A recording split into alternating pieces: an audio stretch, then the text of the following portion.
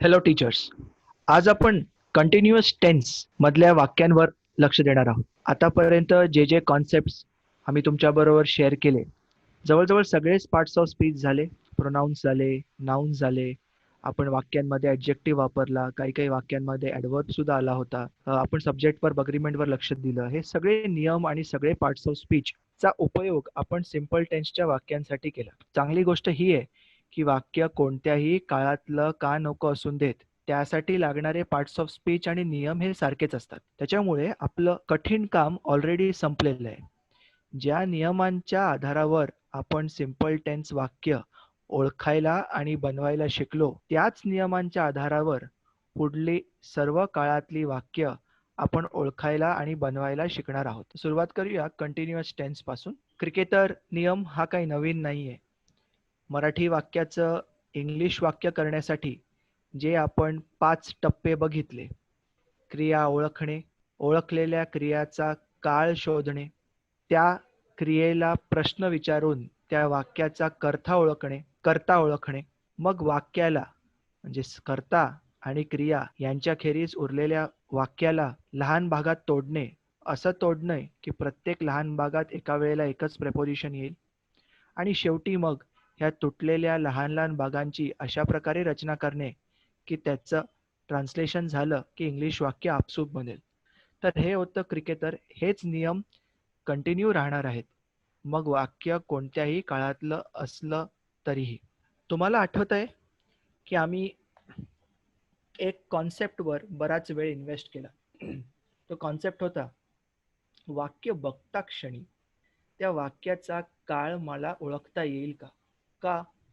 कारण मी बनवलेलं इंग्लिश वाक्य जर समोरच्याला समजण्याजोगं बनवायचं असेल, ज्या गोष्टी महत्त्वाच्या आहेत ते म्हणजे सब्जेक्ट वर्ब अग्रीमेंट, कर्ता आणि क्रियाची सहमती, आणि कर्ता आणि क्रिया यांची योग्य काळातली सहमती. हे योग्य काळातली सहमती होण्यासाठी माझ्या मनातल्या मराठी वाक्याचा मुळात मला काळ ओळखता आला पाहिजे. आणि एकदा का मला काळ ओळखता आला, मग त्या काळाला इंग्लिशमध्ये कसं लिहायचं हे मला समजलं पाहिजे. म्हणजे 2 गोष्टी महत्त्वाच्या आहेत. एक, काळ कोणता, आणि दुसरं, तो काळ कसा बनवायचा. पहिला टप्पा फारच महत्त्वाचा आहे, कारण जर मी काळ ओळखण्यातच चूक केली तर मला काळ बनवण्याचे नियम जरी माहिती असतील तरी काहीही उपयोग नाही. तर काळ कसा ओळखायचा होता? कोणतंही मराठी वाक्य असेल, मग ते 8 शब्दांचं असेल किंवा 80 शब्दांचं, आपल्याला फरक पडत नाही. त्या वाक्यातला शेवटचा शब्द बघणे.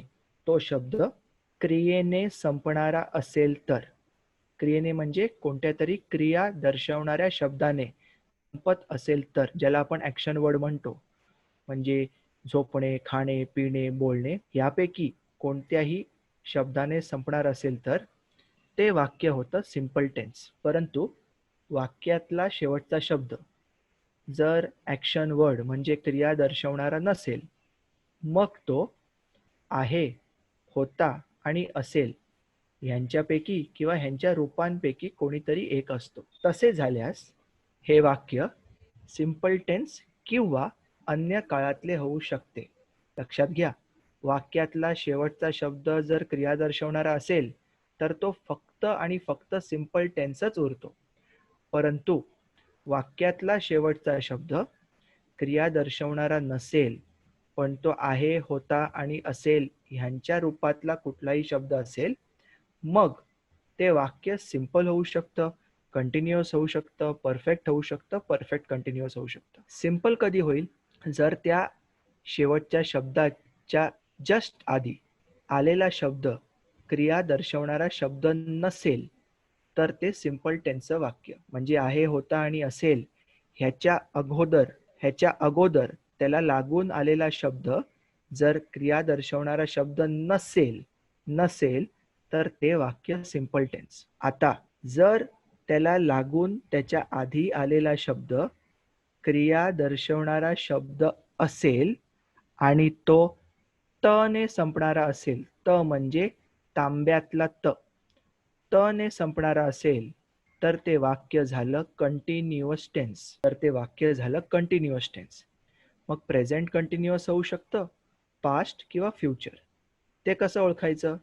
शेवटचा शब्द जर आहे असेल तर प्रेझेंट कंटिन्युअस, होता असेल तर पास्ट कंटिन्युअस आणि असणार किंवा असेल ह्यांच्यापैकी असेल तर तो झाला फ्युचर कंटिन्युअस. तर मग शेवटच्या शब्दाला लागून त्याच्या आधी आलेला शब्द जर क्रिया दर्शवणारा आणि त ने संपणारा असेल तर ते वाक्य कंटिन्युअस. आणि शेवटचा शब्द जर आहे असेल तर प्रेझेंट कंटिन्युअस, होता असेल तर पास्ट कंटिन्युअस आणि असेल किंवा असणार ह्यांच्यापैकी कुठला असल्यास तो फ्युचर कंटिन्युअस.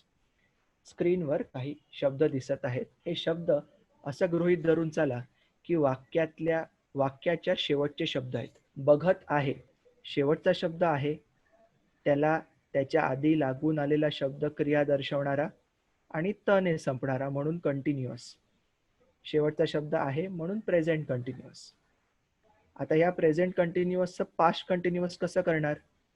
ज्या शब्दामुळे तो प्रेझेंट होतो तो शब्द बदला.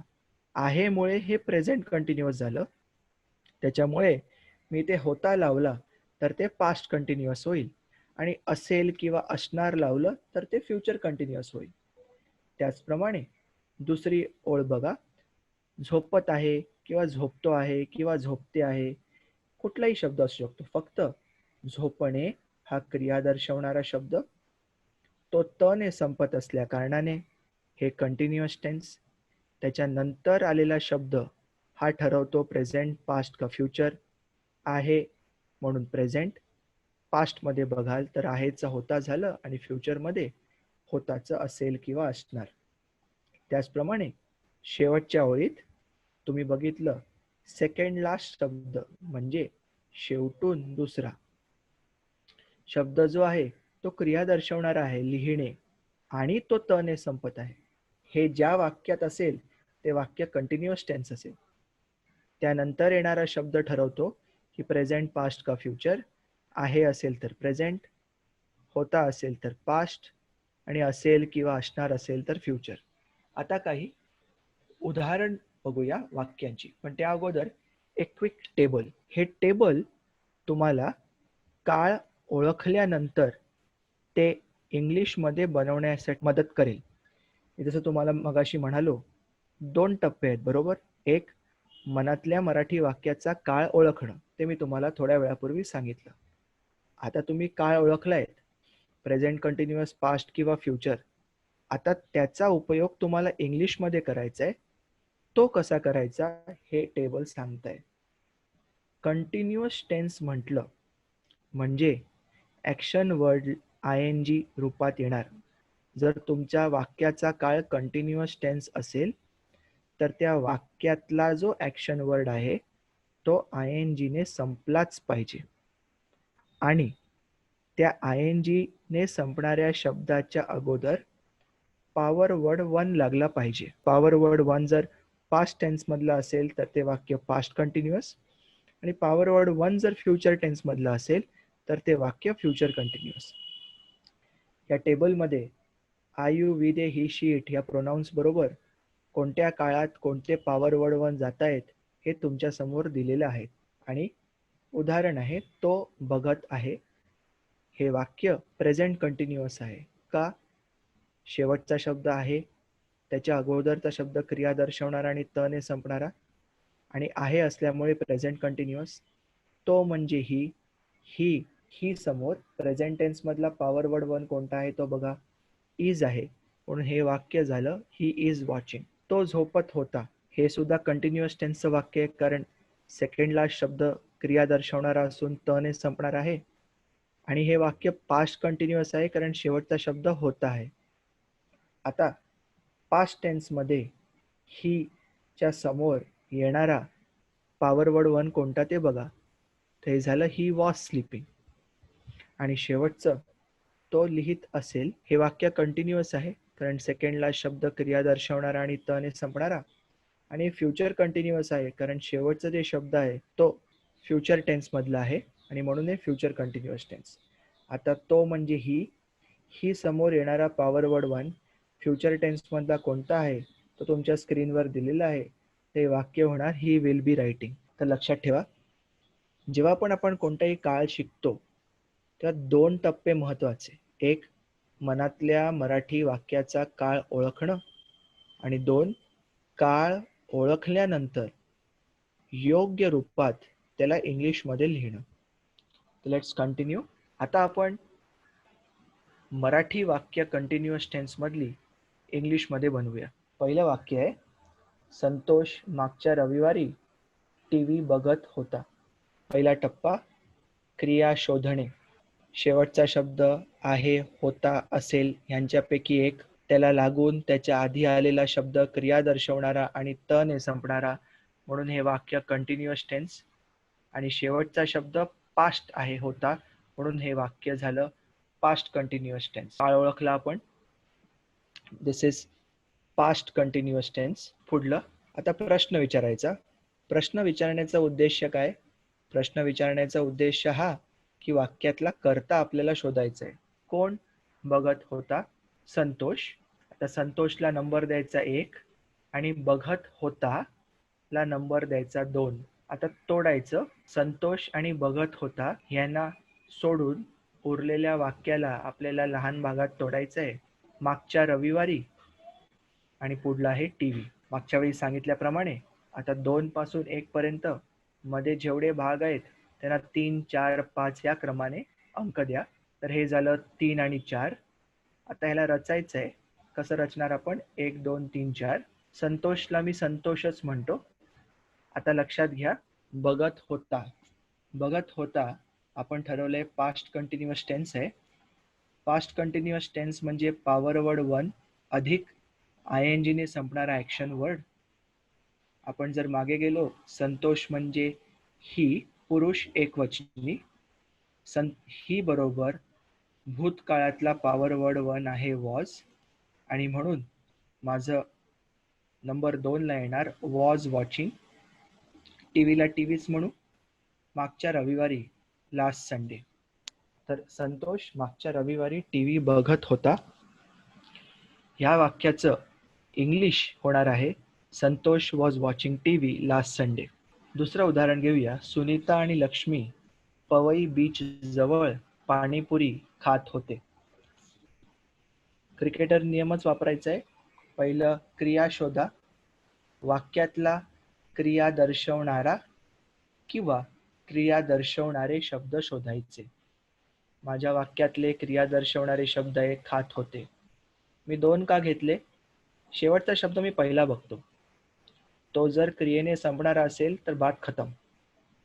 पण जर तो क्रियेने संपणारा नसेल, म्हणजे आहे, होता, असेल यांच्यापैकी कोणी असेल, तर त्याला लागून आलेला त्याच्या आधीचा शब्द बघतो. तो जर क्रिया दर्शवणारा शब्द असेल, मग ते 2 शब्द मिळून वाक्याची क्रिया ठरवतात. आता शोधलेल्या क्रियेचा काळ ओळखणं. काळ कसा ओळखायचा? सेकंडला शब्द बघा, तो क्रिया दर्शवणारा असून त ने संपतो आहे आणि माझा शेवटचा शब्द भूतकाळातला आहे, त्यामुळे हे झालं पास्ट कंटिन्युअस टेन्स. पुढलं, प्रश्न विचारायचा. प्रश्न विचारणं म्हणजे थोडक्यात या वाक्यात कोणाविषयी बोललं जात आहे तो शोधणं. कोण खात होते? उत्तर आलं सुनीता आणि लक्ष्मी. आता सुनीता आणि लक्ष्मीला अंडरलाईन करा, खात होतेला अंडरलाईन करा आणि त्याला नंबर द्या 1 आणि 2. कर्ता नंबर 1 आणि अँकर वर्ड नंबर 2.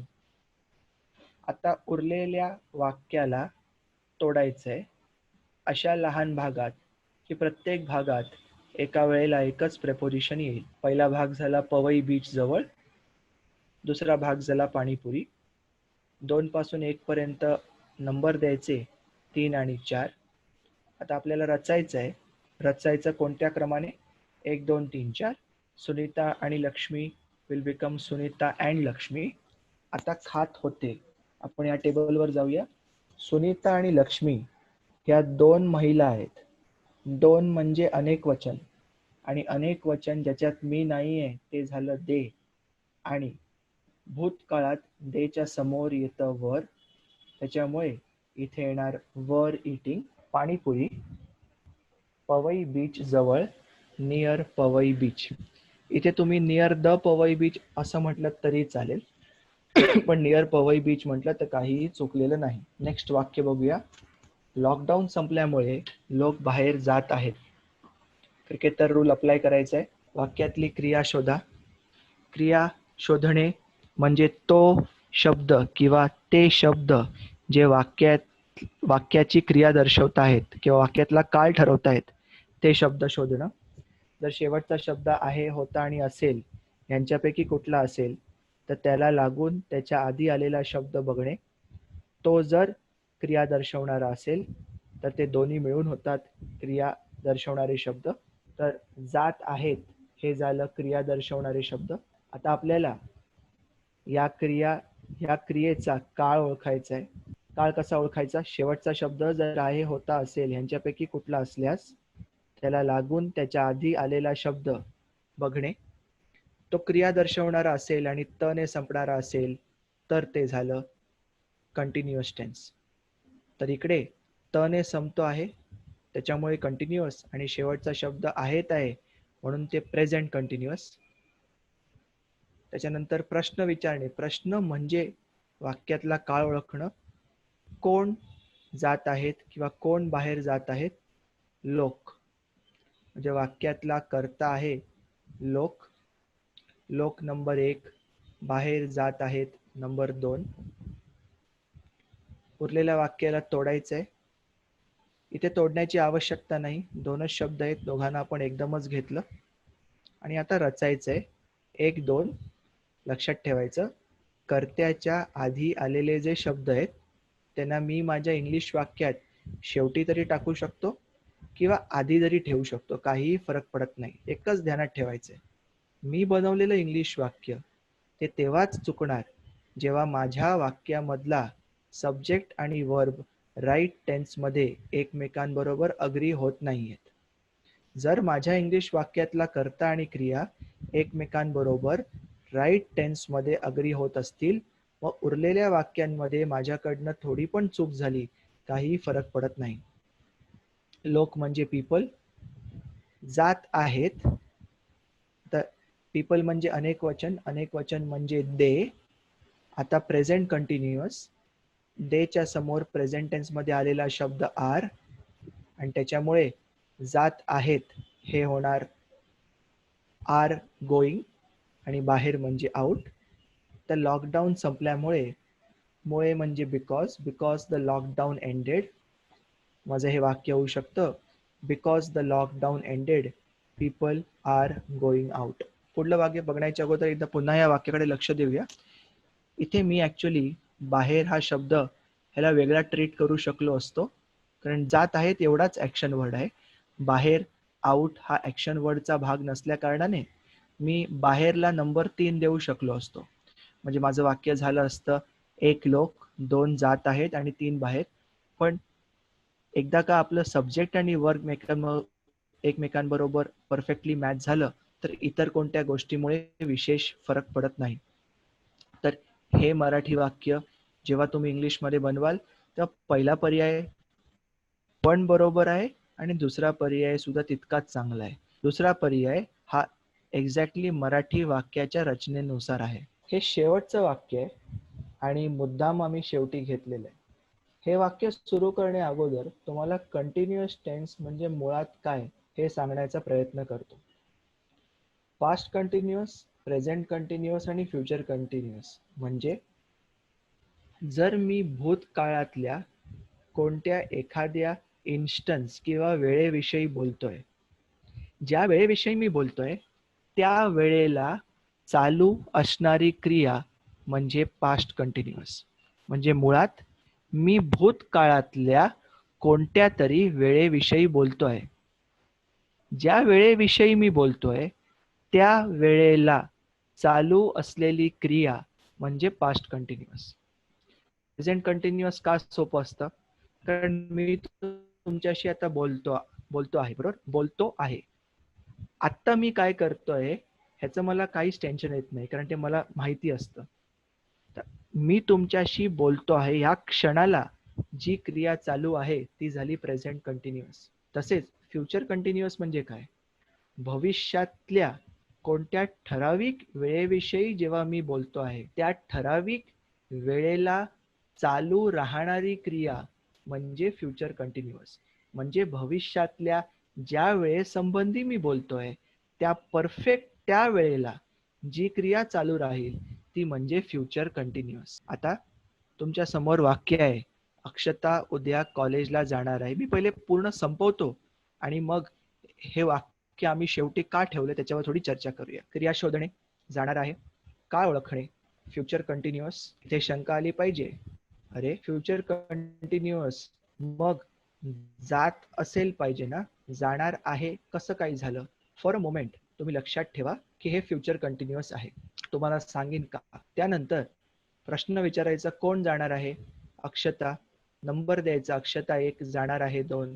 उरलेलं वाक्य ला तोडायचं आहे आणि नंबर द्यायचा आहे, कॉलेजला 3 उद्या 4 आणि मग रचायचं आहे 1 2 3 4. तर माझं वाक्य बनेल, Akshata will be going to college tomorrow. To the college, कारण कुठल्या तरी ठराविक कॉलेजला चालली आहे. Will be going to the college tomorrow. आता हेच वाक्य मी असं सुद्धा म्हणू शकलो असतो, अक्षता उद्या कॉलेजला जात असेल. कॉलेजला जाणार आहे आणि कॉलेजला जात असेल ह्यामधला फरक काय आहे.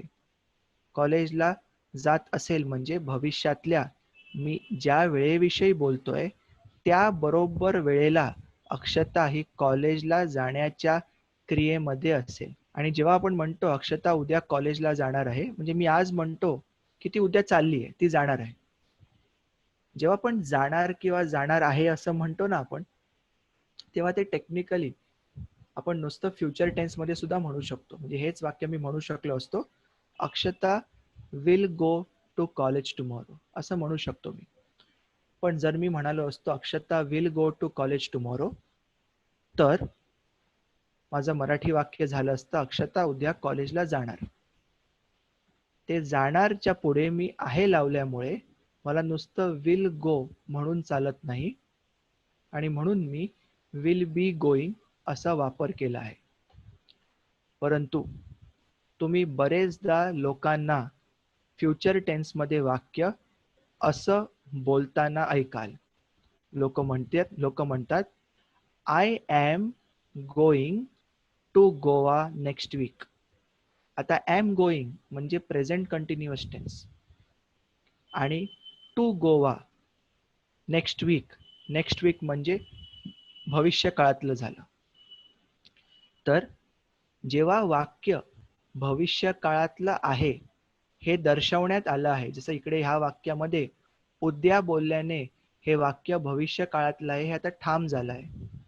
किंवा I am going to Goa next week म्हणजे वाक्य भविष्य काळात आहे हे ठाम झालं आहे. तेव्हा बरेचदा आपण एम गोइंगचा उपयोग करू शकतो. I am going to teach this boys the next chapter. ह्या मुलांना पुढला धडा शिकवणार आहे. आता इकडे कुठेही भविष्यकाळ दर्शवणारा कोणता शब्द नव्हता, टुमॉरो नव्हता, नेक्स्ट वीक नव्हता. मग मी भविष्य काळासाठी एम गोइंगचा वापर का केला, तर इकडे दुसरा नियम. बोली इंग्लिशमध्ये बरेचदा भविष्य काळासाठी जी वाक्य रचना केली जाते त्याच्यामध्ये पॉवर वर्ड 1 अधिक गोइंग अधिक 2 प्लस ऍक्शन वर्ड ही रचना होऊ शकते. I am going to teach, I am going to sing a song, they are going to visit us, he is going to make rice and dal, she is going to pay my school fees. ही सर्व वाक्य भविष्य काळातली आहेत, परंतु इथे विलचा वापर न करता ती भविष्य काळात कशी दर्शवण्यात आली आहे. पॉवर वर्ड 1 अधिक गोइंग अधिक 2 प्लस ऍक्शन वर्ड. ठीक आहे, तर पुन्हा एकदा रिपीट करतो. तुमच्या समोर स्क्रीनवर दिसणार जे वाक्य आहे मराठी, त्याच्यामध्ये त आहे नाहीये तरी सुद्धा मी म्हणालो हे वाक्य फ्युचर कंटिन्युअस टेन्स आहे. का? उद्या ह्या शब्दामुळे हे वाक्य भविष्य काळातलं हे ठरलेलं आहे. परंतु हे जर सिंपल फ्युचर असतं तर तिकडे आहे शब्द लागला नसता. हे वाक्य फ्युचर मधलं आहे आणि शेवटचा शब्द आहे असल्या कारणामुळे मी ह्याला फ्युचर कंटिन्युअस टेन्स असं म्हणालो. आणि म्हणून मी Akshata will be going to the college tomorrow हे वाक्य लिहिलं. पण बरेचदा बोली इंग्लिशमध्ये आपण विल न वापरता भविष्य काळातलं एखादं वाक्य बनवू शकतो. ते करण्यासाठी मी पॉवर वर्ड 1 अधिक गोईंग अधिक टू प्लस ॲक्शन वर्ड वापरतो. आता हे जे तुमच्या समोर वाक्य आहे ना, Akshata will be going to the college tomorrow, हे सुद्धा मी विल शिवाय वापरू शकतो गोईंगचा उपयोग करून. मी म्हणू शकतो Akshata is going to the college tomorrow. आता टुमॉरो या शब्दामुळे ते वाक्य भविष्य काळातलं आहे हे फिक्स झालं कारणामुळे नुसतं इज गोइंग असं मी म्हणू शकलो. पण समजा इकडे टुमॉरो शब्द नसता तर माझं इंग्लिश वाक्य झालं असतं Akshata is going to go to the college. Akshata is going to go to the college. कारण जर मी नुसतं असं म्हणालो Akshata is going to the college म्हणजे अक्षता आत्ता कॉलेजला जात आहे, आत्ता ती चालते बघा कॉलेजकडे चालली आहे. पण जेव्हा मी म्हणतो Akshata is going to go to the college, बघा पॉवर वर्ड 1 अधिक गोइंग प्लस 2 अधिक ॲक्शन वर्ड म्हणजे हे वाक्य भविष्य काळातलं झालं. त्याच्यामुळे तुम्ही कन्फ्यूज होऊन घेऊ नका स्वतःला, राईट. जर तुम्हाला त प्लस आहे होता असेल हा नियम कळला असेल तर तुम्ही सरसकट त्याच नियमाच्या आधारावर वाक्य बनवा. परंतु फक्त भविष्य काळामध्ये बरेचदा बोली मराठीमध्ये आपण त आहे, त होता, त असेल असं न बोलता जाणार आहे, जाणार होता, खाणार आहे, खाणार होता, अशा प्रकारची भाषा बोलतो. ती जर आलीच तर फक्त एवढं ध्यानात ठेवायचं आहे this will be future continuous tense. आणि मग तुम्ही is going to action word असा वापर करू शकतात किंवा नुसतं इज गोइंग आणि पुढे जे काही असेल ते जर त्या शब्दात कोणता भविष्यकाळ दर्शवणारा शब्द असेल तर. This was all about continuous tense. आम्ही व्हिडिओ तुम्हाला 20-25 मिनिटात मेन पॉइंट्स सांगण्याचा प्रयत्न करतो. पण खरी मज्जा क्विझेसमध्ये आहे.